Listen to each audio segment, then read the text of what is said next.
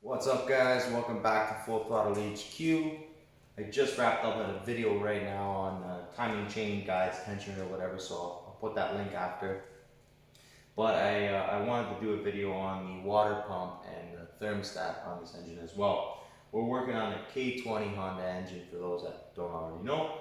And basically my buddy picked up this motor from Japan. He popped his in his EP3. And we're just going to go over everything, kind of whatever we can do provisionally for any general maintenance to come in the near future. And water pump and thermostat is something that I recommended, so that's what we're going to be doing. Let's jump right in. I want to start you guys off with the water pump.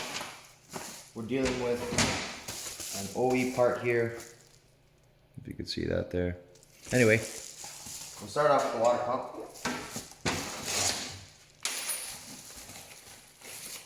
When you get it from Honda, it comes with a new gasket.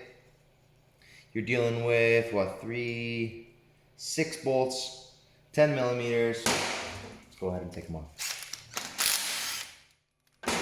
Now we might lose some coolant. So I've got a drain bucket here. I don't know how much I'm actually going to be able to catch. I hope it doesn't make a huge mess, but it is what it is. Give her a couple taps with the mallet there. And she pretty well fell right off. There you go. Not much mess at all. Thankfully, you can probably toss around in a container long enough that it's already lost whatever it was going to lose. So that's good. Alright, now let's prep our surface by cleaning it. This one's very clean. If you need to, you can just go ahead and use a razor blade or a buffing pad, whatever, no big deal. Let that absorb in there for a second as I go clean a couple of these bolts. Ready for install. New water pump here. I mean, look, this is really easy, right? I'm on the bench and I get it. You guys are probably underneath the hood of a car right now. You know what? It's on the bench, so I'm not even about to show you guys how to do it in the car. But if I were to guess, based on what I know, based on my knowledge, you're obviously going to have a tensioner right here. You're going to loosen the tensioner, you're going to have a belt, you're going to take the belt off. As soon as you take the belt off, you're going to see what it's going to take to actually access and remove. It's not about removing the bolt, that's probably the challenge when you're in there. It's probably actually physically removing this. So if I had to assume, pretty sure your compressor sits down there at the bottom. That might be something you have to unbolt and just swing out of the way. Or you might be able to just take off your tensioner and go up towards the top over here. So I do apologize for not showing you what it's like in a vehicle, but I'd also imagine it's probably a lot harder to record something like this when it's inside the vehicle as well. So it is what it is. You're getting the video either way. So we're gonna start our bolts here by hand. These ones that go through the pulley, a little bit more challenging, but not that bad. You're probably gonna have to go in with a 1/4-inch ratchet and a 10 millimeter socket, obviously, but you'll see where they are based on this video.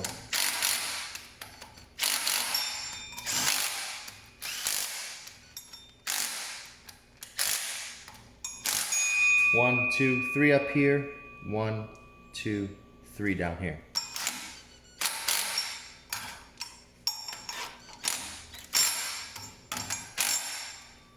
Obviously, like to install things in increments, setting them down evenly.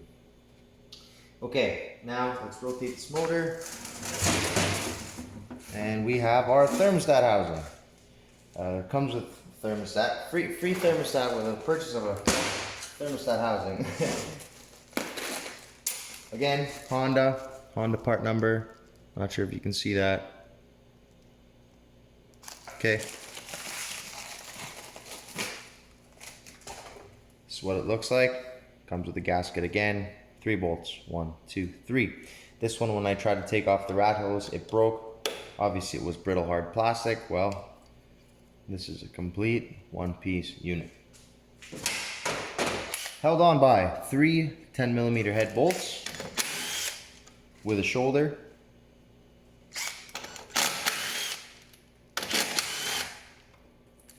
Oh boy. Leak a little bit there again.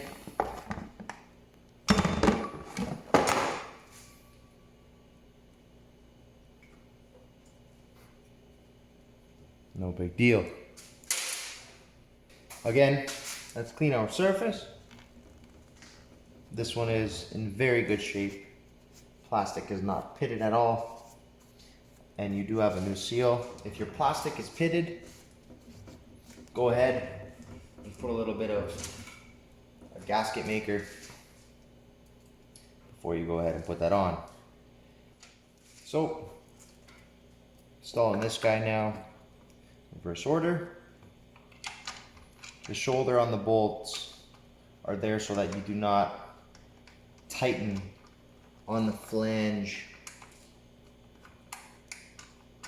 of the thermostat housing. Because obviously, if it's plastic and you tighten on it, it's gonna break. So you're actually tightening against the block, or not the block, but the other the other piece of plastic.